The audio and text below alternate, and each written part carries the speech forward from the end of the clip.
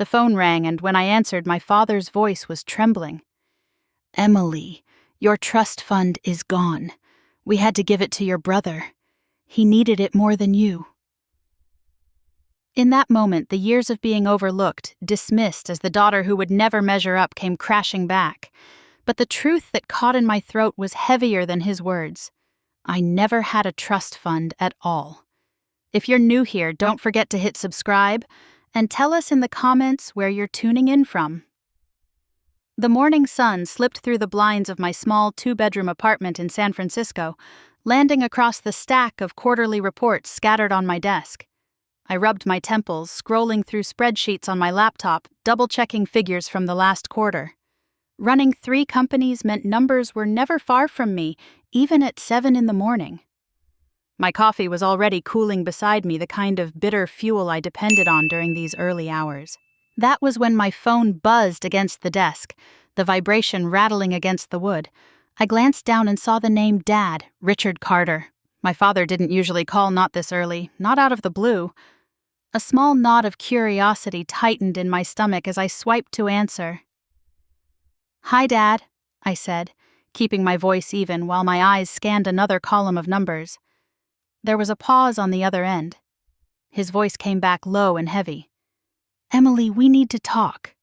That tone, stern, deliberate, was the one he used when something serious had happened, when someone in the family had made a mistake, or when he was about to deliver news no one wanted to hear.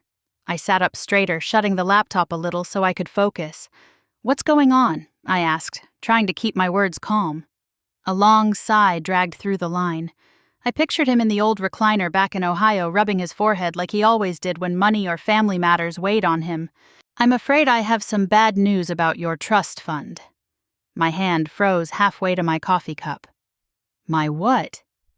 "Your trust fund," he repeated. The words hung in the air, foreign and absurd. I let out a short, incredulous laugh. "Dad, what trust fund are you talking about? I don't have a trust fund." Another pause, longer this time. His voice carried a trace of irritation, as if I was making it harder than it had to be. "Emily, please don't do this. This is already difficult. Your grandmother Helen left you money when she passed away.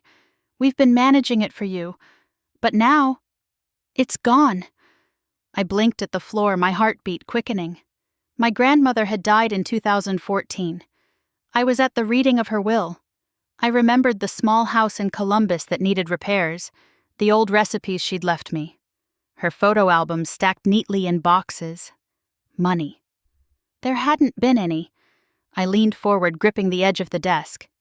"Dad. Grandma Helen didn't leave me money. She left me her cookbook collection and some family photos. That's it." "No," he pressed. His voice had a desperate edge now. "She left you $400,000. It was in the will. Your mother and I decided the best thing to do was to manage it, to give you a monthly allowance so you wouldn't have to worry, so you could focus on whatever it is you do with those computers all day." A dry laugh slipped out before I could stop it. The absurdity of it all collided with my irritation. "Allowance. What are you even talking about?" "The payments," he insisted. $2,000 every month, for 5 years now. Don't tell me you didn't notice." I sat back in my chair, staring at the phone as if it might explain itself. The voice on the other end was my father's, steady, certain, completely convinced of a reality that had never existed for me. "Dad," I said slowly, "you're telling me you've been sending me money every month from some so-called trust fund, and now you're calling to tell me you spent it." "It's not so-called." He shot back, his voice tightening. "It was real. And your brother needed it. David had a once-in-a-lifetime opportunity. He needed capital to launch his business, and we couldn't let him fail. We used your trust fund. It was the right thing to do for the family." The name hung there. David. My brother. Of course. I closed my eyes for a moment, the familiar sting of comparison rising in my chest. David the golden child. David the one with all the family pride. I swallowed hard, trying to steady my breathing. "Dad," I said, "I'm going to ask you one more time. What trust fund are you talking about? Because I never had one." Silence. Only the faint hum of the line between us. I could almost hear him shifting uncomfortably, the weight of his conviction battling with my denial. Finally, he exhaled, his voice quiet, almost broken. "Emily, you did. You had it. You just didn't know because we were managing it for you. But now, it's gone." I pressed my palm against my forehead, feeling the beginnings of a headache. My eyes drifted back to the laptop screen where millions in quarterly revenue glowed in neat columns. The numbers didn't lie, but neither did my memory of Grandma Helen's modest estate. Something was unraveling, and I knew this call was only the beginning. "Your grandmother left you $400,000. My father said his words firm, as if repeating them would make them true. "We were there, Emily. We saw it in the paperwork. Your mother and I have been managing it responsibly for you, giving you $2,000 a month so you wouldn't have to worry. So you could focus on your computers." I pinched the bridge of my nose, trying to swallow the laugh rising in my chest. "Dad, that doesn't make any sense. I was at the reading of Grandma Helen's will. I remember every detail. There wasn't money like that." "She didn't want you to struggle," he pressed. "We promised her we'd make sure you were okay." The line crackled. Then another voice slid in, softer, trembling a little. "My mother. Honey, it's Mom. We thought you needed the help. We thought you were barely getting by in that little apartment, always hunched over your laptop. You never told us otherwise. We didn't want you to live with nothing." Her voice carried guilt, but also that edge of pity I had heard all my life. My pulse quickened. "Mom, you thought I was broke, that I couldn't even cover rent." There was a pause. "We were trying to protect you. Your brother always had big plans, and we thought you hadn't figured things out yet. $2,000 a month wasn't much, but it was enough to keep you afloat." I shoved my chair back, the wheels scraping against the hardwood. My laptop sat glowing on the desk, numbers lined up in precise columns. I pulled it toward me, typing in my bank credentials with shaking fingers.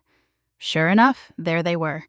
Regular deposits, exactly $2,000 every month for years. The label read, "Carter Family Trust." The sight almost made me laugh again, not out of humor, but disbelief. "Okay," I said, my voice low. "You're right. The deposits are there. I see them." See, my father's voice lifted, slightly triumphant. "We've been taking care of you." I bit down hard on the inside of my cheek. "Dad, I noticed them a long time ago. I just never said anything." The line went silent. I could feel both of them listening, waiting, the weight of their assumptions pressing through the phone. "Why wouldn't you say something?" my mother finally asked, her voice tight, as if she already dreaded the answer. "Because," I said, leaning back in my chair, eyes locked on the glowing screen, "I didn't need it. I let you believe you were helping me, but the truth is that money never mattered to me. You were only reassuring yourselves, not me." The words felt sharp in my mouth, edged with years of swallowed frustration. My father cleared his throat, defensive again. "Emily, that's not fair. We were doing what parents are supposed to do. We thought we were easing your burden." I let out a bitter laugh. "My burden. You really think $2,000 a month would fix my life? That's grocery money." "Dad, loose change compared to what I actually handle. You never asked what I was doing. You never wanted to know. You just assumed I was struggling because I don't live like David, because I don't flash around a new car every year or brag at family dinners." The silence on their end stretched uncomfortably long.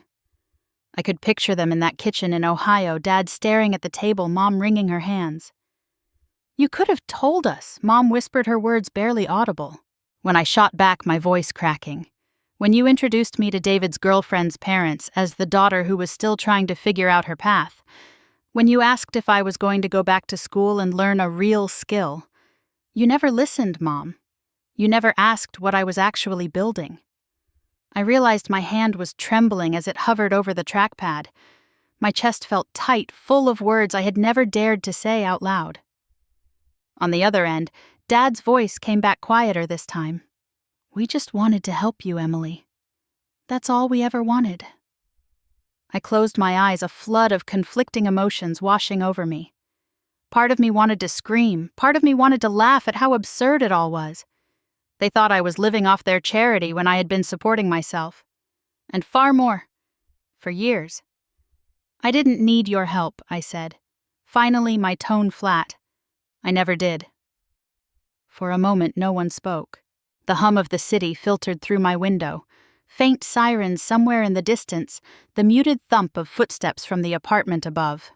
I stared at the bank screen again, at the neat list of deposits lined up month after month, a record of their pity. And for the first time, I didn't just see numbers. I saw every assumption they'd ever made about me, every time they'd chosen to believe I was less than I was. The weight of it settled heavy on me, but under that weight was a spark. Anger hurt, and the beginning of something I knew would change everything between us. I drew in a long breath and let it out slowly, my eyes fixed on the ceiling as though the right words might be written there. I think it's time I tell you what I actually do. I said, my voice steady though, my chest tightened with every syllable. On the other end of the line, I could hear my father shift in his chair. What do you mean I'm not living off $2,000 a month? I said. I'm the founder and CEO of 3 companies. There was a sharp intake of breath from my mother. My father gave a short, incredulous laugh. What are you talking about, Emily? Don't exaggerate. I'm not exaggerating, I said firmly. The first company is a cybersecurity firm. We build systems to protect financial institutions. The second develops artificial intelligence for customer service, automated platforms that major retailers use every single day. The third is focused on sustainable energy management, solar optimization. Smart grids, the kind of work that gets written about in Forbes. Silence. Not a word, not even a cough came through the line. I pictured them sitting at the worn oak kitchen table back in Columbus, staring at each other in disbelief. My companies collectively bring in about $120 million a year. I continued, my throat dry, but my voice unwavering. My personal net worth is just under $95 million. I'm not broke. I've never been broke. The silence stretched, then cracked. My mother's voice came thin and trembling. You're joking. You must be joking. I'm not, I said. I pulled open a folder on my laptop and scrolled through scanned tax documents, investment reports, and contracts. Do you want me to send you my tax returns? Would that help? My father finally spoke, but his voice was lower than I'd ever heard it, almost hollow. You can't expect us to believe this. You live in a 2-bedroom apartment, Emily. You drive that old Honda. You don't live like someone who has millions. I rubbed my temple, biting back the sting that rose in my throat. Because I don't need to live that way. I don't care about flashy houses or expensive cars. I care about building things that last. I care about people. I've never needed to prove myself with status symbols. I could hear my father shifting again, a sound like a chair creaking under weight, then his voice gruffer now. If this is true, if all of this is true, why didn't you tell us? My chest tightened. When was I supposed to tell you? When you brushed off my work as a hobby? When you introduced me to relatives as the daughter who still hadn't figured out her path? When Mom asked if I'd thought about going back to school to get a real degree? You never wanted to know what I was actually doing. You never asked. I closed my eyes. My mind was suddenly flooded with images, my father leaning proudly over David's business proposals at family dinners, my mother gushing about his drive and vision, while I sat quietly at the end of the table, my achievements unspoken. This is unbelievable, my mother whispered as though to herself. No, Mom, I said softly. What's unbelievable is how little attention you've paid. I've been building this for more than a decade. The first company took off in 2013. Every year since then, I've grown, expanded, hired more people. Hundreds of employees count on me. And you thought I couldn't pay my rent. The ache in my chest deepened, but beneath it was a current of anger, hot and steady. My father's voice faltered. Emily, you can't expect us to just accept this. Not like this. He trailed off. You don't have to accept it, I said. You just have to know it's the truth. The line went silent again. My fingers tapped the edge of the laptop, restless. The numbers on the screen stared back at me, proof cold and undeniable. But they weren't just numbers. They were years of nights spent coding until dawn, of meetings that stretched into weekends, of sacrifices no one in my family had cared enough to notice. My mother broke the silence, her words fragile. "Emily, if what you're saying is true, we didn't know. We never imagined." "That's exactly the problem," I said, my voice sharp now. "You never imagined I could be more than what you assumed. You never gave me the benefit of the doubt. And now you're shocked because the daughter you dismissed is more successful than the son you've always praised." A sharp gasp from Mom. My father cleared his throat, but said nothing. I leaned back, staring at the ceiling again. My heart pounded, but a strange calm settled over me too. The truth was out. For years I had kept it tucked away, safe from their disbelief, their judgment. Now it was in the open, raw and undeniable. "Do you want proof?" I asked, my tone flat. "I can send you contracts, balance sheets, screenshots of my investment portfolio. You'll see the numbers for yourself. I don't care if you believe me now, because sooner or later you'll see it in the news. You'll see my name attached to things you never thought possible." No answer came, just the faint hum of the line. The silence from their end was heavier than any words. I glanced at the stack of reports on my desk again, the ones I'd been working on before the phone rang. Numbers that didn't lie. Numbers that told the story they had never cared to hear. For the first time, I didn't feel the need to prove them wrong. I had already done it. The line stayed silent. My father and mother, somewhere on the other side, caught between disbelief and a dawning realization. I let the stillness sit there, thick and unyielding, knowing that nothing between us would ever be the same again. My father finally cleared his throat. His voice heavy. "Emily, we didn't have a choice. David needed help. He came to us with a business plan and it was good. He just didn't have the cash. So we took a portion of your trust fund, $150,000. It gave him the start he needed." I sat up straighter, the absurdity of his words colliding with the tension in my chest. "You what? It was his one chance," Dad said more firmly this time, like repeating it would make it noble. "Your brother needed it more than you. He's building something real. This was the right thing to do for the family." The corner of my mouth tugged upward into a laugh I couldn't hold back. The right thing, I said slowly. "You really think you saved David's business with that money?" My mother's voice broke in, nervous and trembling. "We did it for him, Emily. He needed to stand on his own feet, and this was the way. We knew you'd understand." I let the laugh spill over, this time sharp and echoing through the quiet of my apartment. My hand gripped the phone tighter. "Oh, Mom, Dad, you really have no idea, do you? What do you mean?" Dad snapped, frustration bleeding into his voice. "You're telling me," I said, carefully savoring the words, "that you gave David $150,000 of what you thought was my trust fund to help him start Urban Bites?" "Yes," Dad said, clipped and defensive. "We did. And it was the right thing to do." I leaned back in my chair, tilting my head, the grin spreading wider. "Funny thing, Dad. I know all about Urban Bites. I know because I own 60% of it." The line went dead quiet. For a moment I thought the call had dropped.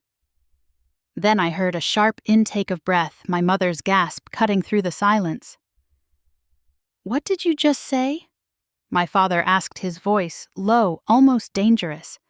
"I said, I'm the majority investor," I repeated. "David came to me 6 months ago. He pitched his food truck concept, the menus, the projections. I saw potential, so I funded him through my investment firm. Without me, there wouldn't even be an Urban Bites for you to dump your money into." On the other end, I could almost hear the sound of my father's world shifting, crumbling under the weight of a truth he hadn't considered. "You're lying," he said finally, though his voice lacked conviction. "I can show you the contracts," I said. "The equity agreements, the wire transfers. Every dime that got Urban Bites rolling came from me. What you gave David wasn't my trust fund. It wasn't even mine to begin with. You dipped into your own retirement savings. You drained yourselves thinking you were helping me when all along I was the one keeping the lights on." My mother's breath hitched audibly like a sob she couldn't contain. No, that can't be true. You thought wrong. I cut in, my tone sharper than I intended. You thought you were doing something noble, but all you did was gamble with your own security. And for what? To prove once again that David's dreams matter more than I do? Emily, that's not fair, Mom said quickly, her voice breaking. We love you just as much. You thought I needed saving, I snapped. You thought I was floundering while David was destined for greatness. And you never once considered that maybe I was the one holding everything together. That maybe your daughter, the one you pitied, was the reason David's dream even stood a chance. The silence that followed was suffocating. I could hear the faint creak of my father's chair again, the sound of him shifting, searching for words he didn't have. Finally, he said, So, what are you telling us, Emily? That David's business is really yours? No, I said coldly. It's his idea, his company. But the backbone, the funding, the stability, that's me. And now you've piled your own savings on top of what I already gave him. So congratulations, Dad. You didn't just take from me. You took from yourself. My mother began to cry. Then soft, muffled sobs that carried through the line. My father didn't comfort her. He didn't say a word. I stared at the glowing city skyline beyond my window, the hum of traffic below, the life I had built far from their kitchen table, arguments and small-town assumptions. My chest heaved with anger, with the bitter taste of betrayal that had been simmering for years finally boiling over. Do you see now? I asked, my voice quieter but no less sharp. Do you see how wrong you've been? Neither of them answered. The only sound was my mother's broken breathing and the dead weight of my father's silence. I let the silence stretch the truth hanging there, undeniable, until the air itself felt too heavy to breathe. I could feel the bitterness, rising memories crashing down on me faster than I could hold them back. You know what this really is? Dad, Mom, it's not just about money. It's about years of you choosing David over me. The words came hard and fast, sharper than I expected. But I didn't stop. Every holiday dinner, every family barbecue, every birthday. You made sure everyone knew David was the pride of this family. The entrepreneur, the visionary, the one bound for greatness. And me, I was always the kid you described as still figuring things out, the one who spent too much time on computers. I could almost see it in my mind. The Christmas 2 years ago, my father patting David on the back as he introduced him to Aunt Carol's new husband. This is our son David. He's got big plans, runs his own company. Then a dismissive wave in my direction. And this is Emily. She's still working with her computers.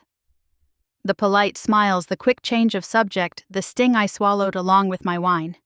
You never asked what I was building. I said, my throat tightening. Not once. You never asked about the late nights, the risks I took, the people I hired. You never asked if I was happy. You just assumed I was lost. That I needed your pity checks to keep me alive. Emily, my mother started, her voice trembling. No, I cut her off. Let me finish. My heart pounded as the words tumbled out. When David wanted money, you never questioned it. You just handed it over. When I wanted respect, you brushed me off. You wanted to believe he was the one who would carry the family name, and I was just an afterthought. You never believed I could be enough. On the other end of the line, Margaret made a choking sound, her voice breaking. That's not true. We love you, Emily. Love without respect doesn't feel like love, I snapped. It feels like pity, and I've had enough pity from this family to last a lifetime. The silence was brutal. I imagined my father clenching his jaw, staring at the floor, unable to meet my mother's tearful eyes. I imagined him searching for something, an excuse, a defense, anything that might undo the truth I had just laid bare. Finally, he muttered almost under his breath, "We only wanted what was best." I laughed bitterly. Best for who? For David. For your image at family gatherings. You never thought about what was best for me because you didn't think I was capable of anything worth considering. The memory of David's graduation party flashed into my mind. My father standing in front of a crowd raising a glass. Here's to David, our pride and joy, the future of business in this family. I had been there, 2 diploma in hand from a top university, but no toast for me, not even a mention. Do you even realize how it feels? I asked, my voice quieter now, but thick with emotion, to be invisible in your own family, to work harder than anyone else in the room, and still be seen as the failure. Margaret's sobs grew louder, muffled, like she'd pressed the phone against her chest.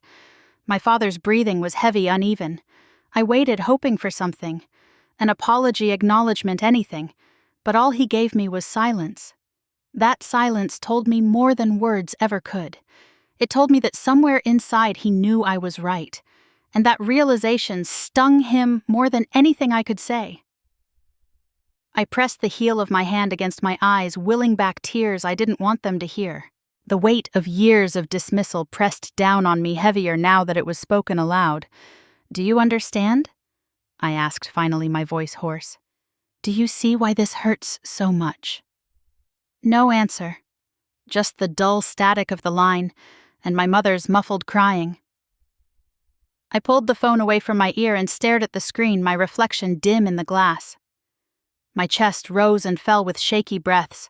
For the first time, they had nothing to say, nothing to defend themselves with. The silence stretched raw and heavy, leaving us suspended in a truth none of us could escape. The next morning, I found myself walking into a law office, tucked inside a brick building downtown, the kind of place that smelled faintly of old books and coffee. Karen Mitchell had been our family's lawyer for years. She'd handled everything from property disputes to wills, and though I hadn't spoken to her much since Grandma Helen passed, I trusted her more than anyone to cut through the fog. She rose from behind her mahogany desk as soon as she saw me. "Emily Carter," she said warmly, reaching out her hand. "It's been too long." I shook it firmly, settling into the chair across from her. My chest was tight, but my voice was steady. "I need to clear something up about my grandmother's estate. My parents seemed convinced there was a trust fund left to me. $400,000. Karen's brows knitted together. "That's odd. I handled Helen's will myself. I remember it well." She pulled a thin folder from a filing cabinet behind her desk, flipping through neatly organized pages. "I was there," I said. "I remember the reading." She left me her recipe books, her photo albums. That's it. But my parents swear there was money, that they've been managing it for me and sending me monthly allowances. Karen's eyes moved across the documents before she looked back up at me. "Emily, I can tell you with absolute certainty there was no trust, no hidden account. Your grandmother had around $12,000 in checking and a house that needed major repairs. Everything else went to cover outstanding debts. There was never $400,000. The relief I felt was sharp, but so was the anger. So they imagined it. They convinced themselves there was money, and now they're giving away their own retirement savings, thinking they're dipping into my inheritance." Karen leaned forward, her hands folded on the desk. "Tell me everything." I did. I told her about the deposits into my account, the so-called Carter Family Trust, the phone call where my father admitted to pulling $150,000 for David's business. I told her about my parents insisting it was mine to give. By the time I finished, Karen's mouth was set in a grim line. "Emily, this is serious," she said. "Your parents have been giving away money they can't afford to lose, and they've done it under the belief that it was yours. They could jeopardize their entire future." I swallowed, my fingers tightening around the armrest. What do I do? They won't believe me. Not until they see something black and white. Karen reached for a legal pad and started jotting notes. "First, I'll prepare a certified statement that confirms exactly what was in your grandmother's estate. That should end the fantasy about a trust fund. Second, we need to address the money they gave David. If it truly came out of their retirement, then it's not just a misunderstanding. It's a liability. He has to pay it back." I exhaled sharply, the weight of those words settling over me. He'll never do it willingly. He'll see it as theirs to give, his to keep. Then make it formal. Karen replied. He needs to sign a repayment agreement. We can set terms, monthly installments interest if necessary. Your parents cannot afford to lose that much. If he refuses, we'll explore legal remedies. But my advice is to approach him with a contract and give him no choice but to acknowledge the debt. I nodded slowly, already imagining the storm that conversation would create. Would you be willing to back me up to explain it to them if they try to twist it into something else? Karen offered a small, firm smile. That's what I'm here for. I'll draft the documents. I'll be the witness. And if it comes to court, I'll testify. The air in the office felt heavy but clear, like clouds breaking after a long storm. I finally had proof leverage, something that couldn't be brushed aside as my parents' imagination. Still, as I walked out of Karen's office, clutching the folder she'd given me, my stomach churned. I thought about my father's voice full of certainty about my mother's tears. They believed their version of reality so deeply that this was going to shatter them. The sun was low as I stepped onto the busy San Francisco street traffic roaring past. I clutched the folder tighter, knowing this wasn't just about money anymore. This was about forcing them to see me for who I really was, and making sure David faced the responsibility they'd shielded him from all his life. I hailed a cab, my reflection flickering in the glass as the city lights came on. The paperwork in my lap felt heavier than steel. Tomorrow I would put it in front of my parents and my brother. Tomorrow the excuses would end. I called David that afternoon and told him we needed to meet face to face. He sounded casual at first, even cheerful until he heard the edge in my voice. We settled on a small cafe in downtown Columbus, a neutral space where he wouldn't feel cornered. At least not until I showed him why he was. When I walked in, he was already there, leaning back in his chair with a coffee cup in front of him, scrolling through his phone. He looked up and smiled, that confident grin he'd perfected since high school. Hey, sis, what's with the urgency? I sat across from him, setting a thick folder on the table.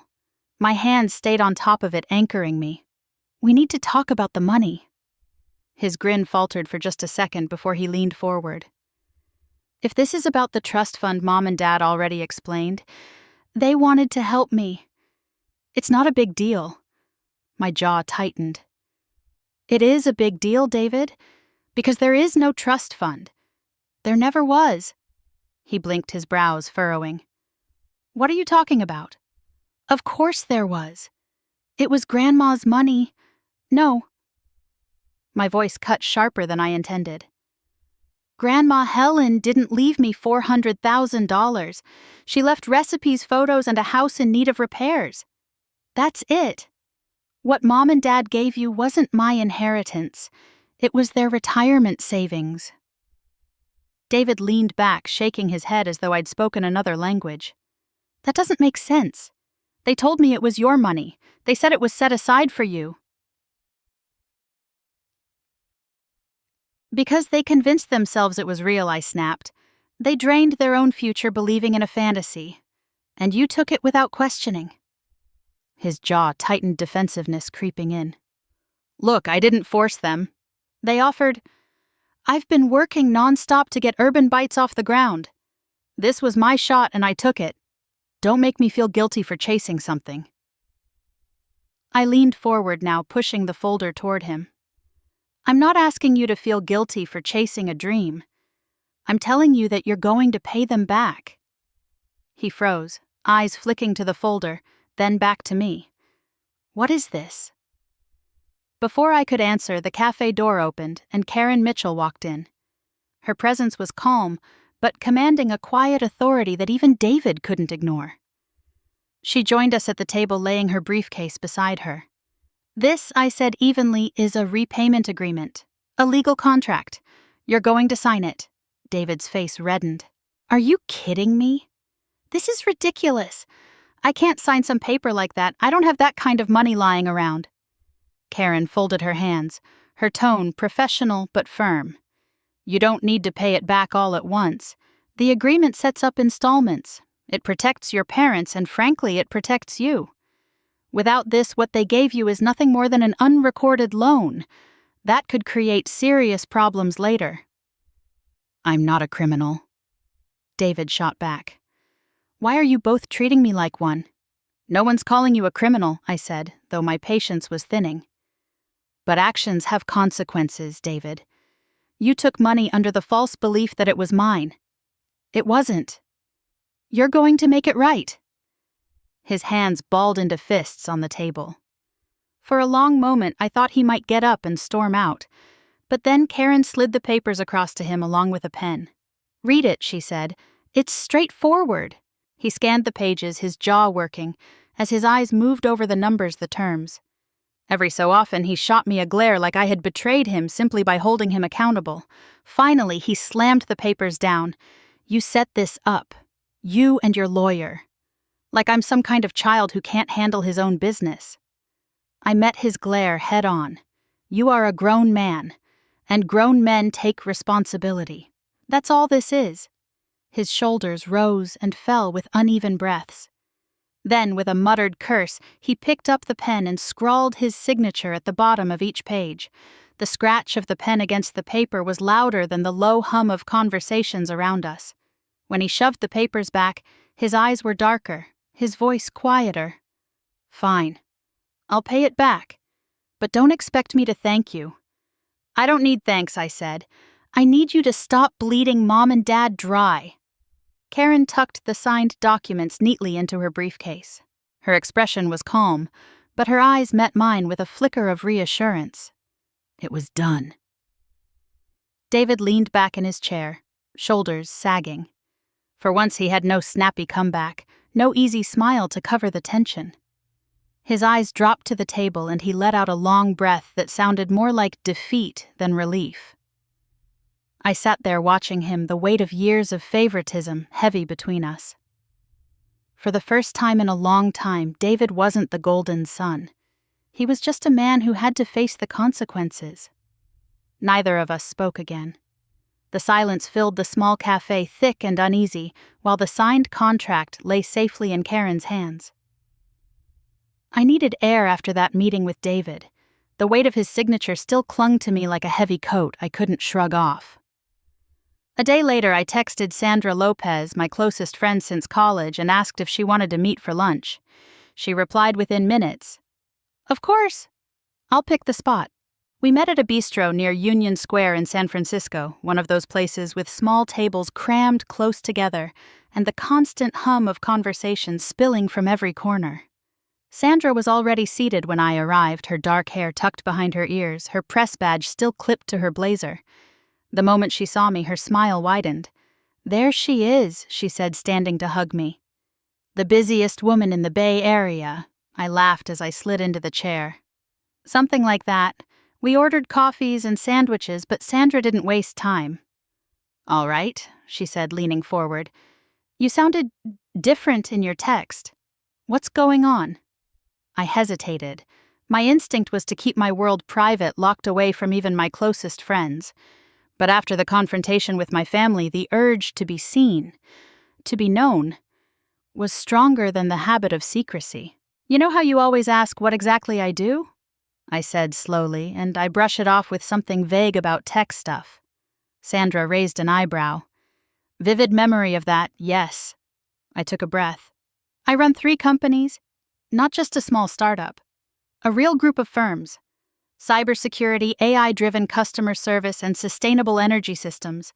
Collectively, we're pulling in about $120 million a year." Her eyes widened, her mouth parting like she'd misheard.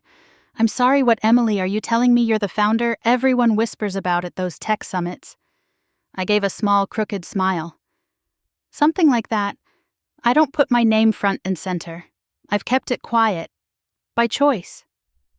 She leaned back in her chair, pressing a hand to her chest. "Jesus, Em, I write about people like you all the time, and you've been sitting across from me for years. You're one of the most successful women in tech, and you never said a word." I shrugged, heat creeping up my neck. It didn't seem necessary. Besides, my own family thinks I can barely pay rent.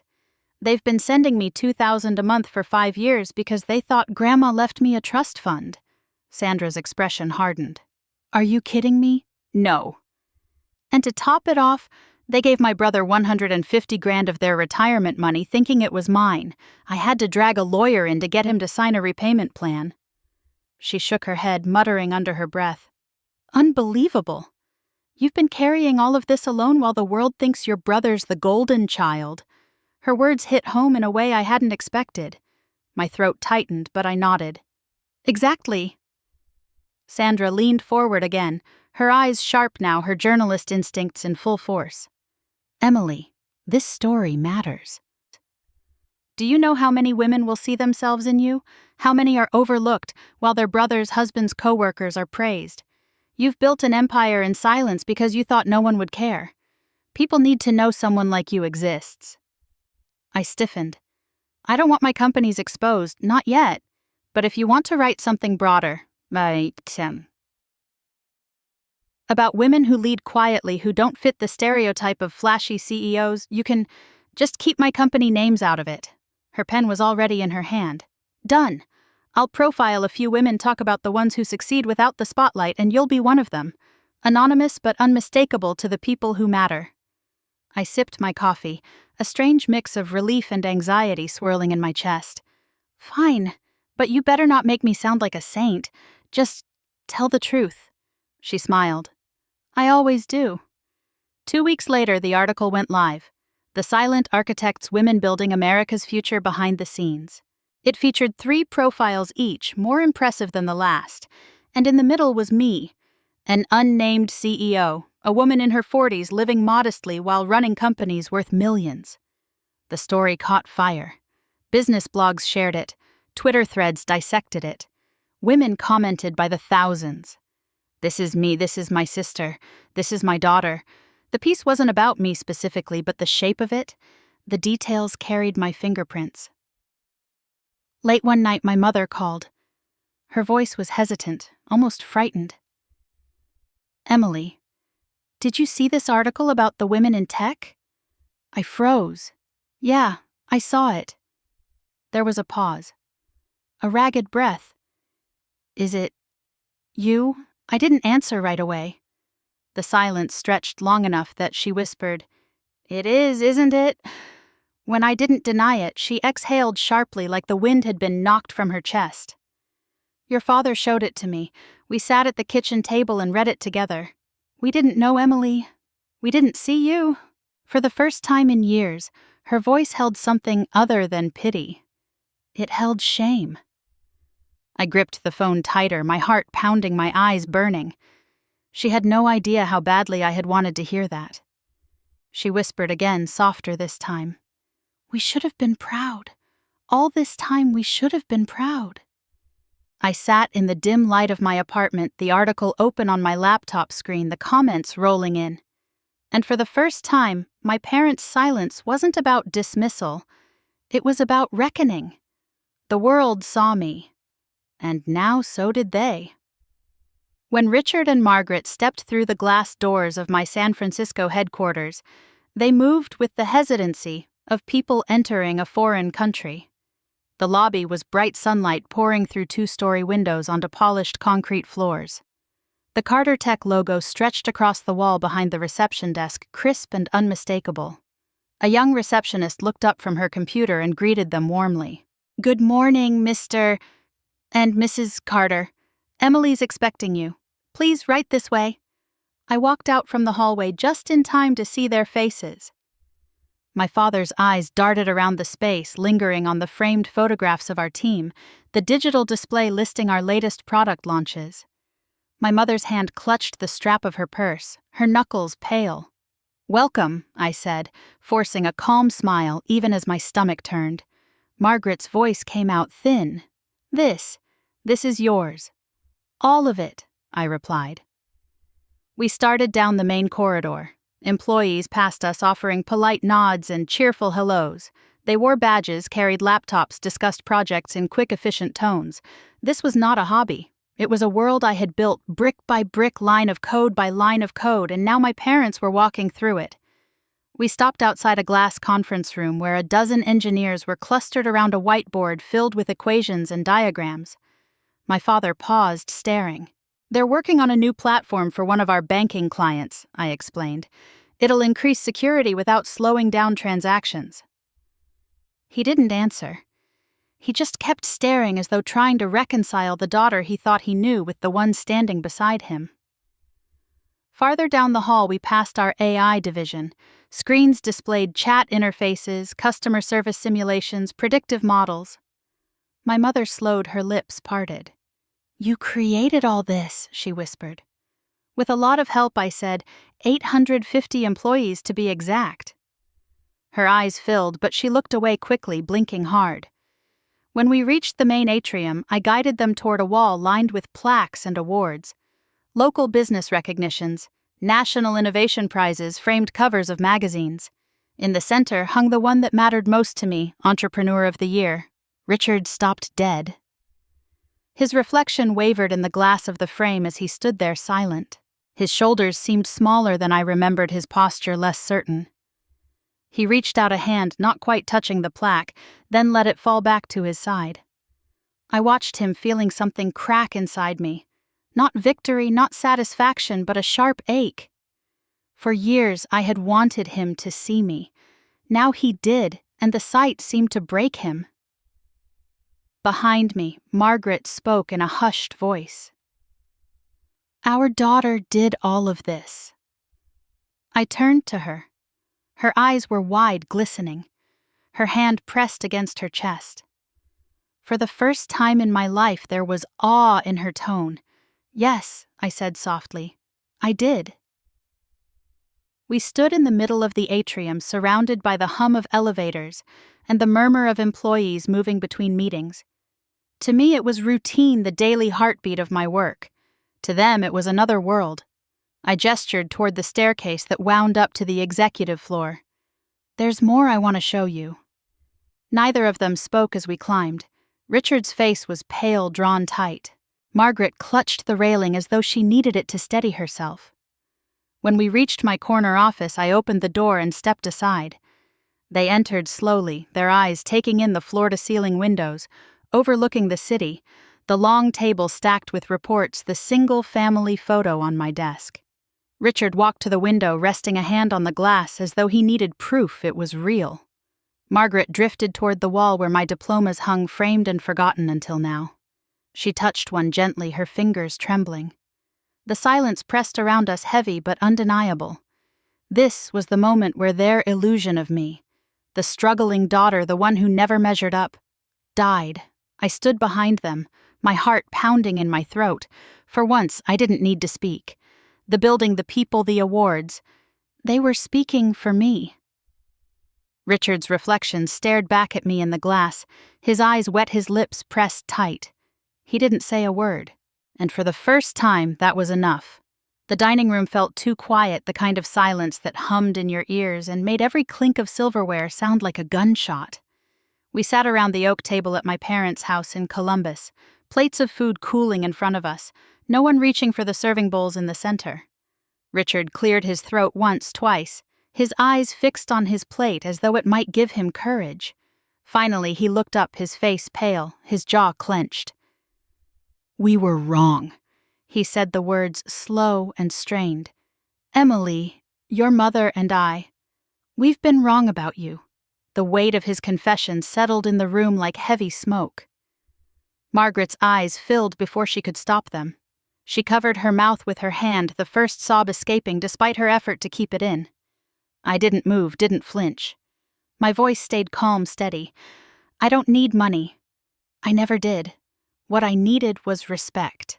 For you to look at me and see more than a disappointment with a laptop." Margaret's shoulders shook as tears slipped down her cheeks. She reached across the table, her fingers trembling as they brushed against mine. "We didn't see you," she whispered. "All this time we didn't see you." I let her hand rest there, but I didn't squeeze it back. My chest ached, but the ache was old, too familiar to vanish in one dinner. David sat hunched at the far end of the table, his fork untouched. His face was drawn shadows under his eyes. Finally, he lifted his head, his voice hoarse. "I'll pay it back. Every dollar Mom and Dad gave me, I'll return it. It won't happen overnight, but I'll do it." I studied him for a long moment. His usual bravado was gone, stripped away. He looked smaller, almost boyish, weighed down by something he'd never had to carry before responsibility. Dad leaned back his chair, groaning under his weight. He rubbed a hand over his face, his eyes bloodshot. We should have known better. We should have asked questions before we made decisions. Instead, we just assumed. We thought David needed saving and you needed rescuing. I set my fork down carefully, the sound sharp in the stillness. You thought wrong, and you didn't just assume. You acted. You handed away money you couldn't afford to lose. You let fantasy dictate choices that should have been rooted in reality. The words stung, I could tell. Richard winced. Margaret flinched, but no one argued. For a long while, the only sound was the ticking of the clock on the wall and the faint hum of the refrigerator. I looked around the table. The chipped edge where I'd carved my initials as a teenager, the scratches from years of meals shared here. It was the same table, but nothing about the people sitting at it felt the same anymore. Finally, Margaret wiped her face with her napkin, her voice soft but clear. Emily, what can we do now? To make it right. I met her eyes, then my father's, then David's. Start by seeing me for who I am. Stop assuming. Stop dismissing. Treat me like the person I've proven myself to be. Richard gave a slow nod. His lips pressed together. David stared down at his hands, twisting his napkin into knots. The food sat, untouched steam, long gone, flavors forgotten. But in that heavy silence, something shifted. Not healed, not fixed, but acknowledged. It was the first time in years that the walls between us cracked enough to let truth through. And even in the wreckage of all the hurt, I felt the faintest glimmer of something I hadn't expected the possibility of being seen. The conference room smelled faintly of fresh coffee and printer ink, the hum of the HVAC filling the silence as we waited. David sat across the table from me, shoulders hunched, his eyes flicking anywhere but in my direction. Karen Mitchell was at the head, her calm presence grounding the moment. A stack of papers lay neatly in front of her, the repayment contract ready for signatures. David, Karen, said, her voice professional but firm. This agreement is straightforward. It acknowledges the $150,000 you received from your parents, and it sets up repayment over time. You'll have 5 years with monthly installments that are fair to both sides. David sighed loudly, running a hand through his hair. This is ridiculous. I told you I'd pay them back. Why do we need a contract? I leaned forward, locking eyes with him. Because promises don't pay bills. Because Mom and Dad can't afford to wait around and hope you make good on your word. They need protection. David, this puts it in writing. He flinched, jaw tightening. For a moment I thought he'd push back again, but then he dropped his gaze. His voice came out flat. Fine. Give me the pen. Karen slid the document across the table along with a black pen. David picked it up. His hand heavy as he scrawled his name across the signature line. The sound of the pen scratching against the paper filled the room like a drumbeat. One page, then another, until his signature sealed every copy. When he shoved the papers back toward Karen, his expression was stormy, but his shoulders sagged. Happy now? No, I said softly. I won't be happy until Mom and Dad are secure again. But this is a start. Karen gathered the documents, slid them into a folder, and tucked it into her briefcase. She gave me a small nod, a silent acknowledgement that the hardest part was over. Later that evening, I sat at my laptop and transferred $300,000 into my parents' joint account. Twice what David had taken, enough to cover the allowances they'd been sending me, as well as the money they had given him. My fingers hovered over the keyboard for a long time before I pressed send. When the confirmation appeared, my chest tightened, a strange mix of relief and sorrow. Within minutes, my phone rang. It was Margaret, her voice trembling. Emily, we just checked our account. Is this real? Did you? Yes, I said quietly. It's real. I put the money back plus more. You don't have to worry anymore. I heard her breath hitch, then a muffled sob. In the background, Richard's voice murmured something, and then he came on the line. Emily, he said, his voice rough, almost broken. We see it. 300,000. You didn't have to do this. Yes, I did, I replied. You can't go into retirement thinking you've lost everything. Consider it repayment for the sacrifices you thought you made for me. There was a long pause. I heard the sound of Margaret crying softly, the rustle of my father shifting the phone between his hands. Then in a voice so low I almost didn't catch it, he whispered, "I'm sorry." For a moment I couldn't speak. The words, small as they were, landed heavier than any of his arguments or justifications ever had. My throat tightened, and I blinked hard against the sting in my eyes. "I know," I said finally. "That's enough for now." We didn't say much more after that. They stayed on the line for a few moments, breathing quietly, as if just hearing me was comfort enough. When the call ended, I sat alone in my apartment, the glow of the city spilling through the window. My heart was heavy but lighter than it had been in years. For the first time there was a sense of balance, money returned, truth spoken, responsibilities signed into law. Not forgiveness, not yet, but something closer to peace. 3 months later, I stood on a crowded sidewalk in downtown Columbus watching the final touches go up on the front of Urban Bites' first brick-and-mortar restaurant. The air was cool, a hint of fall in the breeze, and a small crowd had gathered. Family friends, investors, and a handful of curious locals waiting to see what all the buzz was about. The storefront gleamed with new glass windows, polished steel accents, and a bold sign stretched across the awning. David was everywhere at once, straightening table settings, checking the ribbon tied across the entrance, fussing over details in a way I had never seen him do before. He looked like a man who finally understood what it meant to carry weight on his shoulders. Richard and Margaret stood near the entrance, dressed in their Sunday best. My father's tie was slightly crooked, and my mother smoothed his jacket with the tenderness of a woman who had weathered too many storms beside him.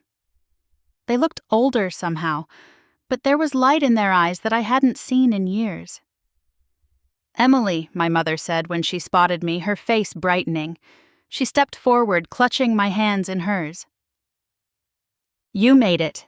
"Of course I did," I said, squeezing her hands gently. "I wouldn't miss this." David came over a mix of nerves and excitement in his grin. "Big day?" he said, his voice tight. "Yeah," I answered. "It is." When the local news crew asked us to gather for the ribbon cutting, we lined up in front of the doors. Richard and Margaret were handed small pairs of ceremonial scissors, their names announced as shareholders. I caught the flicker of surprise in their expressions, the way they exchanged a glance that held both pride and disbelief. For once, the spotlight wasn't only on David. It was on all of us. The photographer called out, "Ready 3. 2, 1, cut!" The blade sliced through the red ribbon, and the crowd broke into applause. My father's eyes glistened as he looked at the crowd cheering for his family. Margaret dabbed at her cheek with a tissue, smiling so wide it almost didn't look real. I stepped back, letting the moment belong to them. My chest swelled not with pride in the money I'd invested or the deals I'd struck, but with something deeper. For the first time, my parents were standing in the light of something I had helped make possible, and they saw it clearly. They saw me clearly. After the ceremony, we walked inside together. The restaurant smelled of fresh paint and spices simmering from the kitchen. Tables gleamed under pendant lights, and staff moved with the energy of a team who believed in what they were building. Richard stopped by the wall where a framed article from the Columbus Business Journal hung. The headline read, "Urban Bites, Secures Growth Funding Poised for Expansion." His eyes scanned the lines, his lips moving slightly as if he were tasting the words. Then he turned to me, his voice low but certain. "We are proud of you, not just for what you've built, but for the way you've carried us even when we didn't deserve it." Margaret slipped her arm around me. "You taught us something we should have known all along. Success isn't loud or flashy. Sometimes it's quiet, steady right in front of you, and we were too blind to see it." David approached, his expression more subdued than usual. "I know I've leaned on them too much. And on you. But I'm trying to be better, Em. I want to build this right without shortcuts." I studied his face, searching for signs of the brother who had once thought the world revolved around him. For the first time, I saw humility there, responsibility, maybe even gratitude. "I believe you will," I said softly, "as long as you remember what it cost to get here." He nodded, his eyes dropping, and for once there was no argument. As the evening went on, guests filled the tables, laughter and conversation rising like music. I stood near the entrance watching my family move among the crowd, my parents shaking hands with investors, David greeting customers, Margaret laughing with an old family friend. They weren't perfect. None of us were. But something had shifted. The years of favoritism, misunderstanding, and dismissal had cracked open into something new. Looking out across the restaurant, I felt a calm I hadn't known in years. This was more than a business launch. It was a new chapter for us all. My thoughts drifted to the long nights alone at my desk in San Francisco, the sting of being invisible in my own family, the ache of carrying success in silence. And now here I was, watching the same people who had once overlooked me stand tall with pride because of me. In that moment, my voice found words I hadn't planned but knew were true. Real success isn't about the numbers. It's about the moment when the people who underestimated you finally see who you really are. And then, almost as if I were speaking not just to my family but to anyone who had ever been dismissed or doubted, I added, "If you've ever been overlooked, remember this. Truth and justice have a way of rising, and when they do, the world will finally see you for who you are."